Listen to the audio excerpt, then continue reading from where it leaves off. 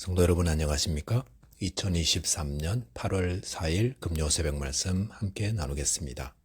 함께 나누실 하나님 말씀은 예레미야서 14장 13절에서 22절까지입니다. 본문은 계속되는 예레미야의 중보의 기도와 하나님의 대답이 기록되어 있습니다.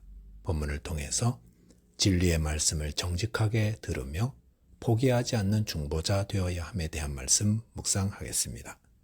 첫째 묵상할 내용은 진리의 말씀을 정직하게 들어야 한다는 것입니다. 본문 13절에 보시면 이에 내가 말하되 슬프도소이다 주 여호와여 보시옵소서 선지자들이 그들에게 이르기를 너희가 칼을 보지 아니하겠고 기근은 너희에게 이르지 아니할 것이라 내가 이곳에서 너희에게 확실한 평강을 주리라 하나이다 라고 하였습니다. 유다 백성들을 위해 중보하는 예레미야는 슬픔을 느끼게 됩니다.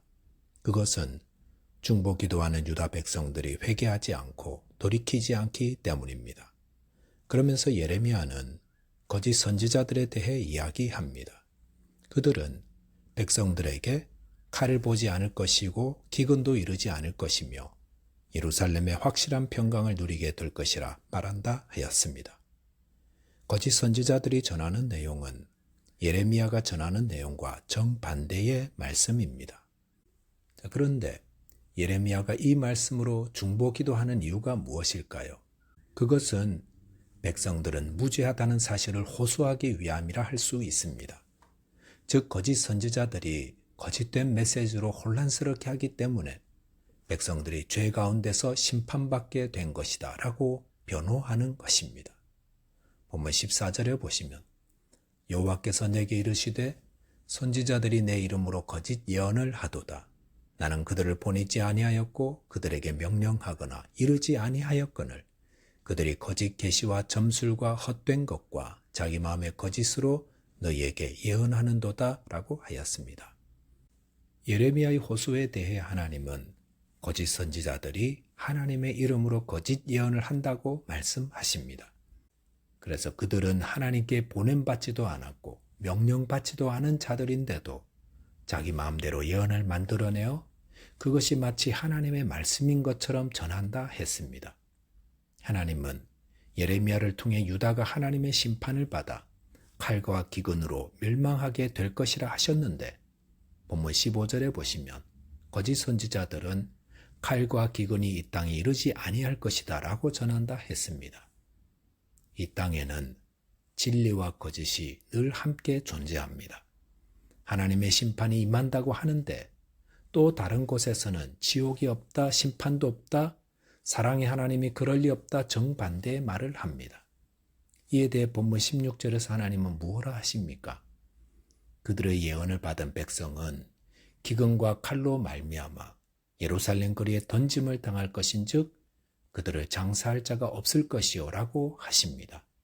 하나님은 거짓 선지자들의 존재도 인정하고 그들로 인해 백성들이 거짓 예언도 함께 접하는 것을 인정하시면서 그럼에도 그들의 예언을 받은 백성은 기근과 칼로 심판을 받게 된다 하십니다. 백성들도 무죄가 아니라는 것입니다. 왜냐하면 16절 하반절에 보시면 이는 내가 그들의 악을 그 위에 부음이니라 라고 하였습니다. 하나님이 거짓 선지자들의 예언을 받은 백성들을 무죄하다 하지 않는 것은 백성들의 악 때문이라 했습니다. 즉 거짓 선지자들의 거짓 예언을 듣는 백성들이 악을 행했기 때문에 그 악에 대해 하나님이 심판하시는 것입니다. 이것은 무엇을 말합니까? 하나님은 백성들에게 선과 악을 구분할 지혜를 주셨는데 그럼에도 그 악을 선택하여 죄 가운데 범죄하는 삶을 살았다는 것입니다.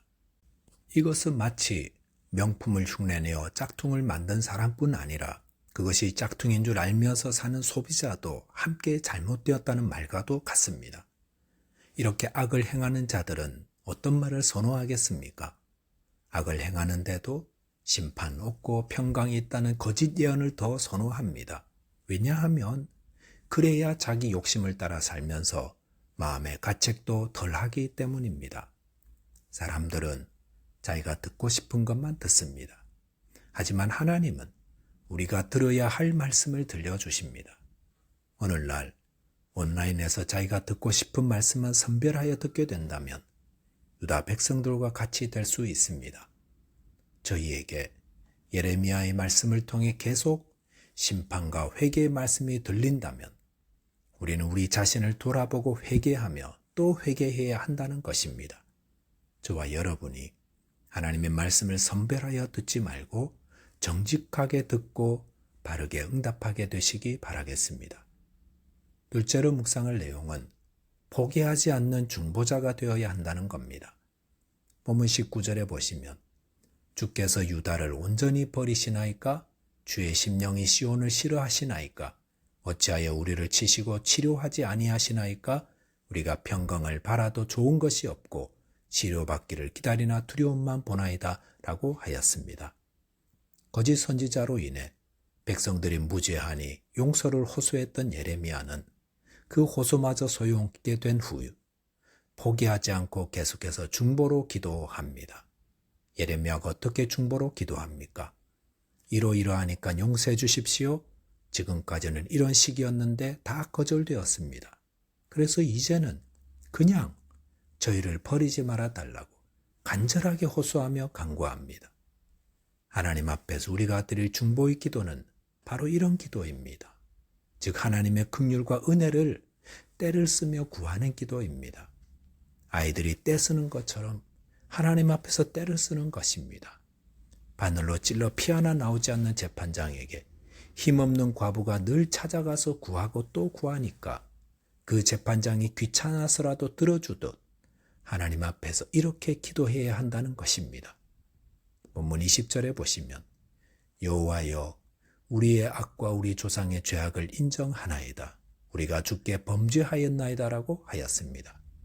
백성을 위해 중보로 기도하는 예레미야는 회개의 기도를 합니다. 회개 외에는 살 방법이 없습니다.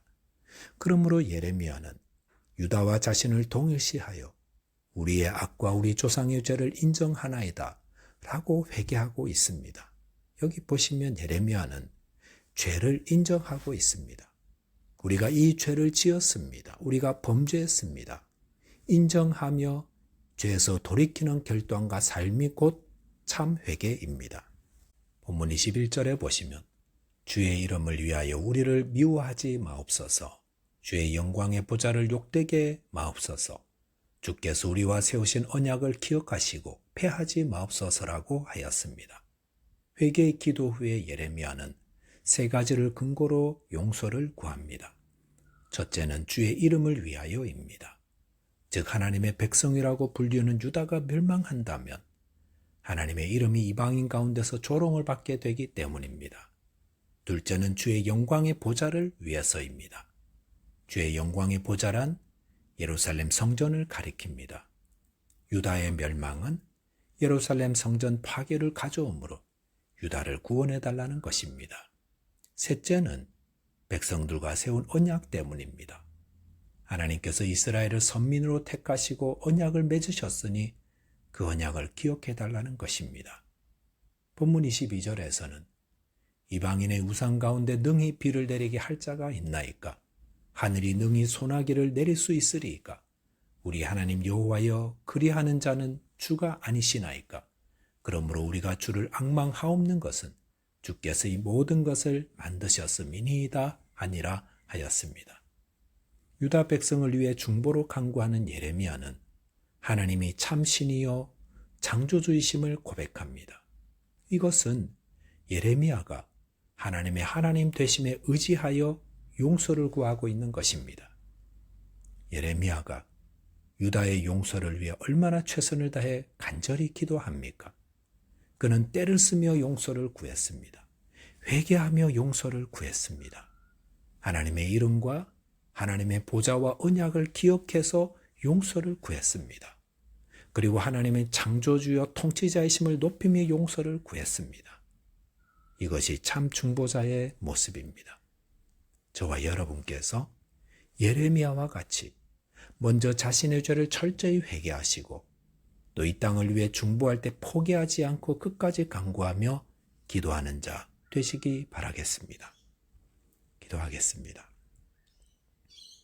하나님 아버지, 하나님의 말씀을 정직하게 듣도록 도와주옵소서. 회개하라 할 때 회개하며 순종하라 할 때 순종하게 도와주십시오. 또한 이 땅을 위해 중보로 기도할 때 포기하지 않고 간구하는 자 되게 하여 주옵소서. 예수 그리스도 이름으로 기도하옵나이다. 아멘. 오늘도 믿음 안에서 승리하는 하루 되시기 바라겠습니다. 감사합니다.